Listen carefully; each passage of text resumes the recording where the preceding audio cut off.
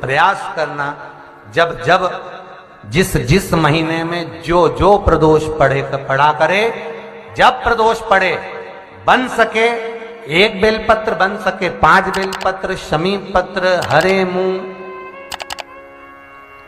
मूंग बेलपत्र, एक कलश के अंदर थोड़ा सा पानी लेकर 1 बेलपत्र, हरा मूंग, शमी पत्र डालकर और उसमें थोड़ा सा गुड़ डालकर भगवान शिव का स्मरण कर कर प्रदोष काल में, मान लो कोई काम आपका बहुत जरूरी है, बहुत दिनों से आप थक गए हैं, नहीं हो रहा, कर्जा बढ़ रहा है, धन नहीं आ रहा, व्यापार नहीं चढ़ रहा, या कोई समस्या बहुत प्रबल है, कोई एग्जाम में बैठ रहे हो नहीं हो रहा, परीक्षा भी दे दी है, रिजल्ट आने ही वाला है, तो भी प्रदोष काल में, प्रदोष के समय वो जल, मूंग, शमी पत्र और बेलपत्र और गुड़ का शंकर के शिवलिंग को समर्पित करना प्रारंभ कर दो। 2 या 3 प्रदोष करोगे, बाबा आपकी मनोकामना शीघ्र पूर्ण कर देगा। 2 या 3 करोगे, बाबा करेगा। गुरुवार की प्रदोष पड़ती है तो शिव गंगा के स्थल पर निवास करते हैं। गुरुवार की प्रदोष शत्रुओं का नाश करती है। ऐसी प्रदोषों का नियम वर्णन किया, फिर लिखा शिव महापुराण में, बड़ा सुंदर लिखा वेदव्यास जी ने। मान लो आप प्रदोष का व्रत नहीं कर सकते, आप अगर व्रत नहीं कर सकते तो प्रदोष के दिन, प्रदोष काल में शाम का समय सूर्यास्त का कुछ पल, कुछ घड़ी के पहले से लेकर बाद तक का प्रदोष काल के अंतर्गत आप शंकर जी के मंदिर में जाकर 1 लोटा पानी, 5 बेलपत्र भी अगर समर्पित करते हैं तो संपूर्ण प्रदोष का फल आपके भाग्य में प्रबल हो जाए। शिव महापुराण में शिव कथा कहती है, नंदी का 1 पांव जो ऊपर होता है, आप लोग दर्शन करे होंगे शंकर जी के मंदिर में नंदी के, तो नंदी का 1 पांव उठा हुआ होता है, 1 पांव नीचा की ओर होता है।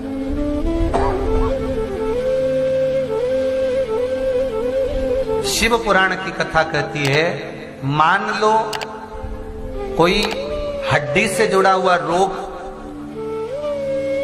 नेत्रों से जुड़ा हुआ, मस्तिष्क से जुड़ा हुआ कोई रोग रहता है, तो एक नीले कलर का फूल आता है महाराज, उस फूल में हल्दी डालकर गुरुवार का प्रदोष पड़ने पर जो नंदी के पांव के पास समर्पित कर देता है महाराज, उसका रोग धीरे धीरे समाप्त होने लगता है। लिंग पुराण कहती है कि नंदीश्वर भगवान के सामने जो पुष्प समर्पित करा जाता है उसको, ये तो लिखा था स्कंद पुराण और शिव पुराण, लिंग पुराण कहती है जो फूल आपने समर्पित करा उसको लाकर पानी की बाल्टी में डालकर आप स्नान भी कर सकते हो, उससे भी हड्डी के जितने रोग होते हैं उसमें आराम लगने लगता है। जैसे कहीं शरीर नहीं चल रहा, हाथ झुन्न पड़ रहा है, हाथ काम नहीं कर रहा, हाथ में झुंझुनी आ रही है, कंपन आ रहा है, उसमें भी ये प्रयोग का, पर होना चाहिए बृहस्पतिवार की प्रदोष। कौन से बार की? बृहस्पतिवार, गुरुवार की प्रदोष। प्रदोष के दिन यदि आपको कहीं से शमी पत्र मिल गया, प्रदोष के दिन यदि कहीं से आपको शमी पत्र मिल जाए और प्रदोष काल में, प्रदोष का जो समय होता है, शाम का जो समय होता है प्रदोष काल, 4 प्रदोष 5 प्रदोष आप कर देखिएगा कि आपका कोई काम है, कोई नौकरी के लिए आप अप्लाई कर रहे हैं, कोई समस्या बड़ी विकट आ गई है, कोई तकलीफ विकट आ गई है, कोई समस्या विकट आ गई है, प्रदोष के प्रदोष काल में अगर 1 शमी पत्र भी आप घर के शिवलिंग को, अब ये करने के लिए आपको मंदिर के शिवलिंग नहीं जाना, अपने घर में जो शिवलिंग, चाहे वो स्फटिक का हो, पारद का हो, कंकर शंकर का हो, लकड़ी का हो, जो शिवलिंग तुम्हारे घर में, कांच का हो, चाहे वो नर्मदा के कंकर का हो, नर्मदेश्वर हो, पाषाण का हो, जो शिवलिंग चांदी का हो, सोने का हो, तांबे का हो, पीतल का हो, जो शिवलिंग तुम्हारे,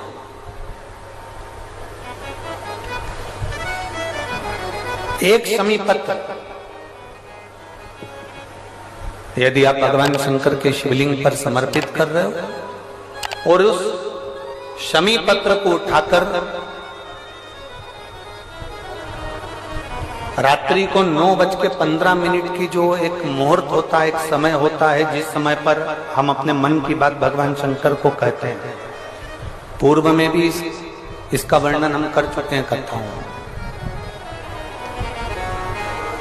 उस 9:15 पर वो शमी पत्र को उठाकर एक कागज में, एक कटोरी में उसको रखते, 4 या 5 प्रदोष के उस शमी पत्र को अपने पास में रखिए और जिस कार्य के लिए जा रहे हो उसको जेब में ऊपर के भाग में उसको रखकर लेकर जाइए, आपका वो कार्य सफल होकर ही रहेगा, वो रुक नहीं सकता। उस शमी पत्र में इतना बल होता है, प्रदोष का जो शमी पत्र होता है वो बड़ा बलवान होता है, बड़ा प्रदोष, शिवरात्रि, सोमवार, सोमवार की अष्टमी, प्रदोष भी हर महीने आती है, शिवरात्रि भी हर महीने आती है, सोमवार भी हर महीने 2, 3, 4, 5 पड़ी जाती है, सोमवार की अष्टमी जरूर साल भर में 4 या 5 आती है। सोमवार, प्रदोष, शिवरात्रि, सोमवार की अष्टमी, ये वो तिथियां हैं, ये वो वार हैं। अगर कोई भूल से भी शंकर भगवान के शिवलिंग का निर्माण करता है या अपने घर में रखे हुए शिवलिंग पर शमी पत्र को समर्पित कर देता है तो जिंदगी में उसका बाल बांका हो ही नहीं सकता। प्रदोष के शमी पत्र में बल होता है, प्रदोष के शमी पत्र में। मैं सुनील जी को धन्यवाद दूंगा, आपको बहुत बहुत साधुवाद। ये 5 दिन की कथा में 22 तारीख को प्रदोष पड़ रहा है और बाबा की कृपा है आप पर, जो ये प्रदोष के समय पर भी कथा चले। कथा का समापन 23 को है पर 22 को प्रदोष पड़ जाएगा। कितने किस्मत वाले हैं रेवाड़ी वाले, घर जाके नजर उतरवा लेना राइनोन से हो।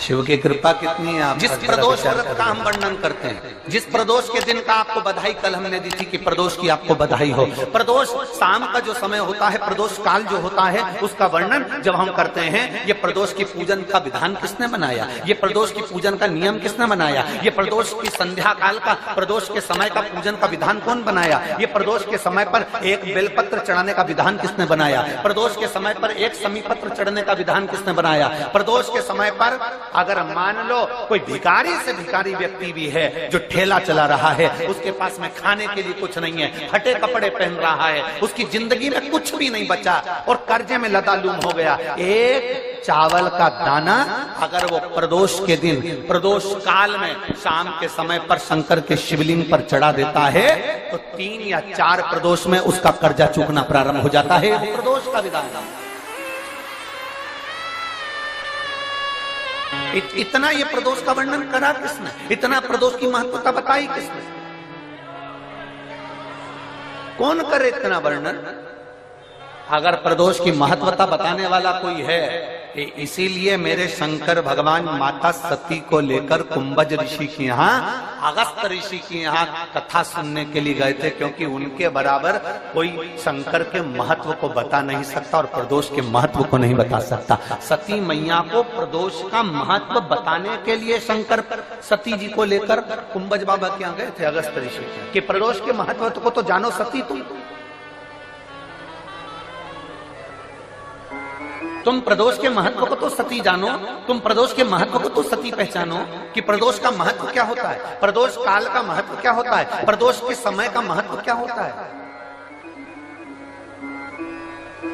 जिस समय पर सूरज डूब रहा हो,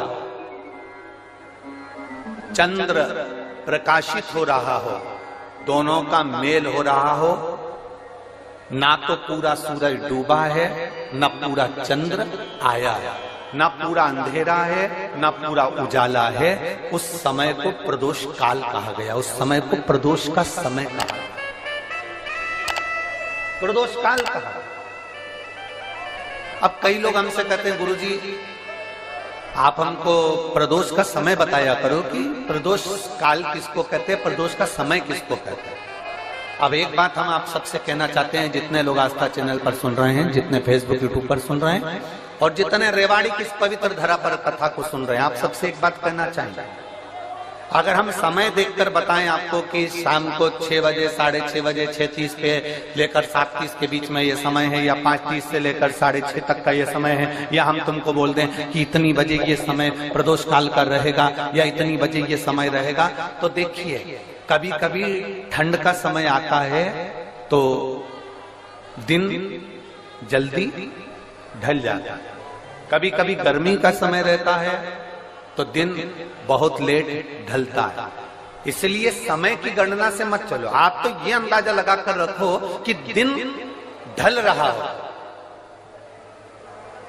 अंधेरा होना शुरू हो रहा हो, सूरज डूब रहा हो, चंद्र प्रकाशित हो रहा हो, अंधेरा अपना काम कर रहा है, सूरज ढलता जा रहा है, दिन कम होते चले जा रहा है और अंधेरा थोड़ा बढ़ते चले जा रहा है। इन दोनों का जो मिलन का समय हो, अब वो कितनी भी बजे, आप तो बस उसके मिलन का समय निकाल लो, वही समय प्रदोष काल कहलाता है, वही समय प्रदोष।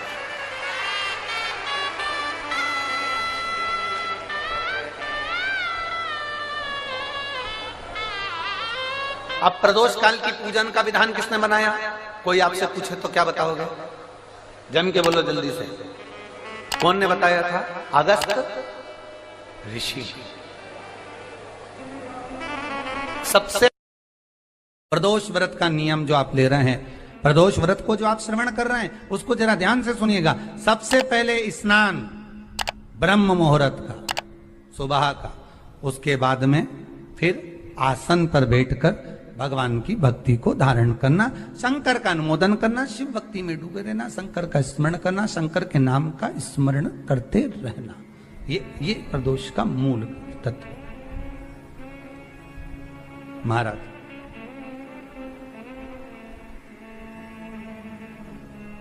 प्रदोष व्रत करने वाले को भोजन नहीं करना चाहिए,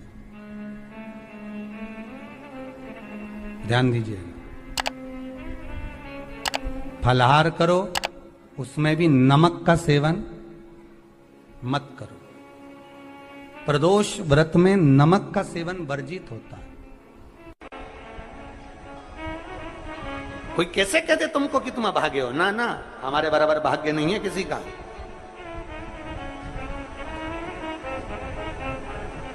तुम्हारी ग्रह खराब है, तुम्हारे ग्रह खराब है।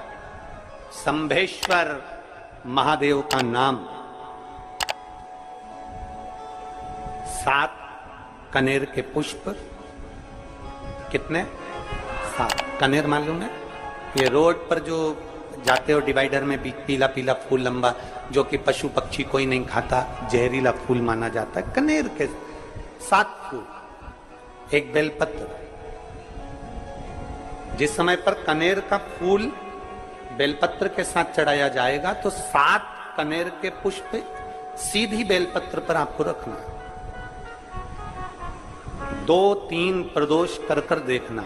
अगर कोई आपसे कहे कि आपका भाग्य ठीक नहीं चल रहा, आपकी किस्मत ठीक नहीं चल रही, आपके ग्रह ठीक नहीं चल रहा है, आप भाग्यशाली नहीं हो, पहले तुम हाथ से उठ जाओ, उसके बाद में देवाधिदेव महादेव के पास 7 कनेर के पुष्प एक बेलपत्र में रखकर नंदीश्वर के पास में बैठकर श्री शिवाय नमस्तुभ्यम बोलकर अशोक सुंदरी वाली जगह पर स्पर्श कराकर भगवान शंकर पर 7 फूल के साथ बेलपत्री की डंडी अशोक सुंदरी की साइड हो, ऐसा स्मरण करते हुए शिव को समर्पित कर दे।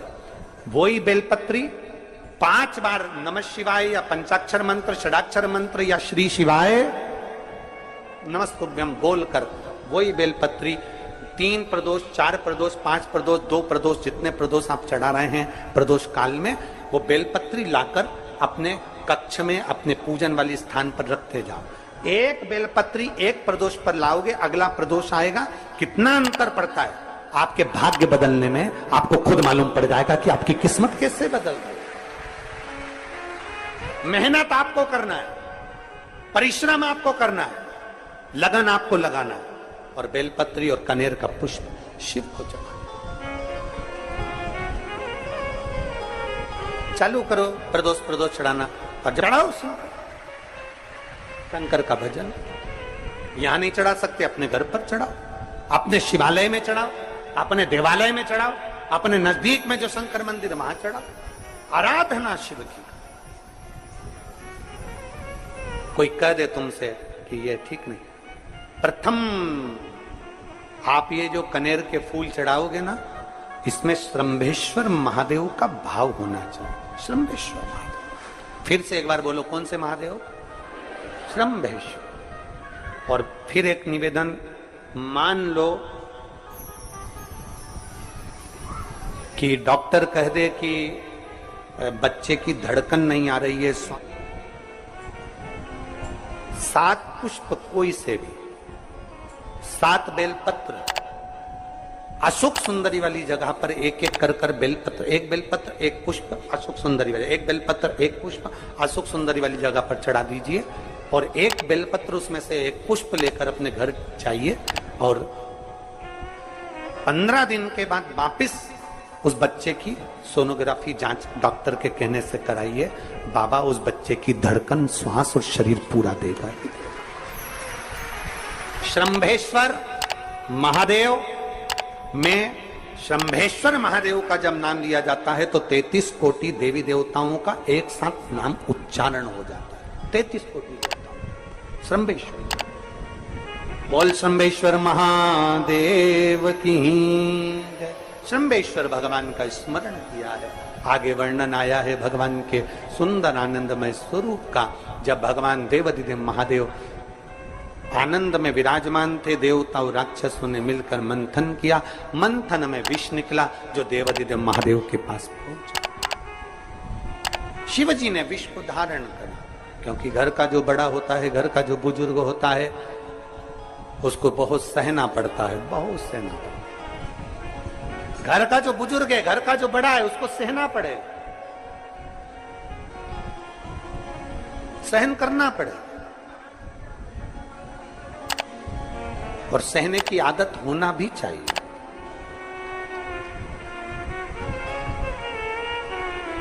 सहने की आदत होना भी चाहिए। सहो जैसे तुम्हारे घर में बिजली है, अरे बोलो तो जम के, लाइट बिजली है। प्रत्येक घर में बिजली होती है, तो क्या प्रत्येक घर बिजली घर बन जाता है? जम के बोलो जरा। बिजली घर तो 1 2 कहीं कहीं, बड़ा शहर है तो थोड़े ज्यादा हो सकते, छोटा शहर है, छोटा गांव है तो बिजली घर 1 2। प्रत्येक घर में बिजली होती है, पर सारे घर बिजली घर नहीं कहलाते, बिजली घर नहीं बन जाते। बिजली घर तो कोई सा घर होता है। उसी तरह ढेर सारे तुम्हें कथा करने वाले भी मिलेंगे, ढेर सारे तुम्हें ज्ञान देने वाले भी मिलेंगे, ढेर सारे तुम्हारे पास में, तुम्हें मोबाइल खोलोगे, टीवी खोलोगे तो ढेर सारे महाराज मिलेंगे, पर सब देवाधिदेव महादेव के भक्त नहीं मिल जाते। बड़ा कठिन होता, बहुत कठिन। प्रत्येक घर बिजली घर नहीं होता, उसी तरह घर में रहने वाला प्रत्येक व्यक्ति शंकर का भक्त नहीं होता।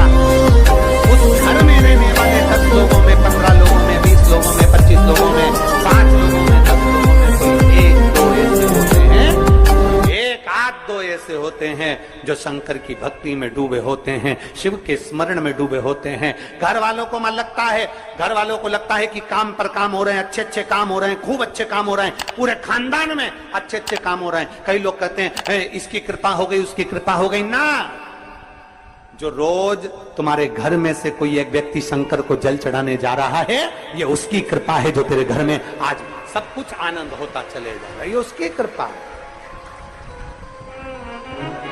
अंत बिंदु मेरा शिव है।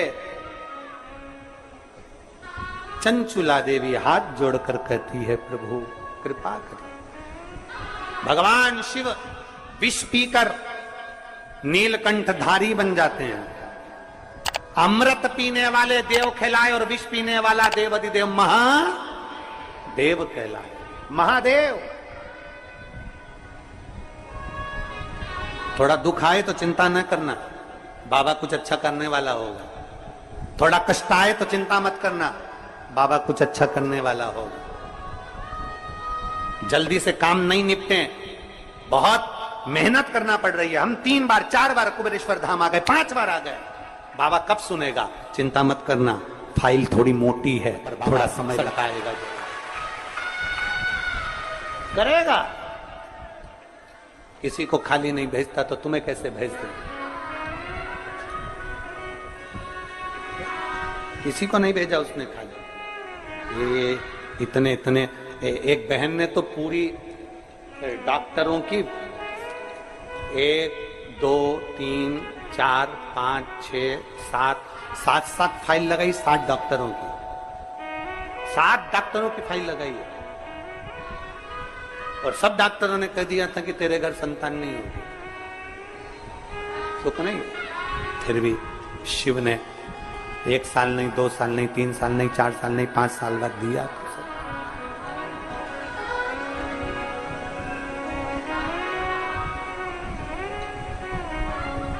देता जरूर है, थोड़ा समय लग सकता है। विष पीने के बाद भी बाबा का नाम नीलकंठधारी हो गया, त्रिपुंडधारी हो गया, त्रिकालदर्शी, कैलाशी, अविनाशी। क्या नहीं देता? शिव कथा कह रही है, भगवान शंकर का चरित्र कर रहा, शिव महापुराण की कथा कर, ओगड़दानी का चरित्र, बाबा के सुंदर 12 ज्योतिर्लिंग का चरित्र श्रवण कराया, वर्णन किया। फिर वर्णन आया है मल्लिकार्जुन का। कार्तिकेय बाबा जब रुष्ट होकर चले गए तो उनको श्रीशैलम पर जाकर मनाया, मल्लिकार्जुन के रूप में विराजमान। जब अपने नजदीक में, अपने क्षेत्र में शिव महापुराण की कथा हुआ करे तो 7 दिन नहीं तो 6ठे दिन, 7वें दिन, 1 दिन जाकर बाबा की उस धरा को प्रणाम जरूर करा। प्रयास। मल्लिकार्जुन के रूप में पुजाए। तीसरा महाकाल जी का वर्णन किया, दूषण नाम के राक्षस के संहार के लिए भगवान काल अधिपति महाकालेश्वर बन गए। फिर वर्णन आया है श्री ओमकारेश्वर जी का, विंध्य नामक पर्वत के तप करने पर भगवान ओमकार के रूप में विराजमान। अगला वर्णन आया है केदारनाथ नर नारायण के तप करने पर भगवान केदारेश्वर के रूप में विराजमान।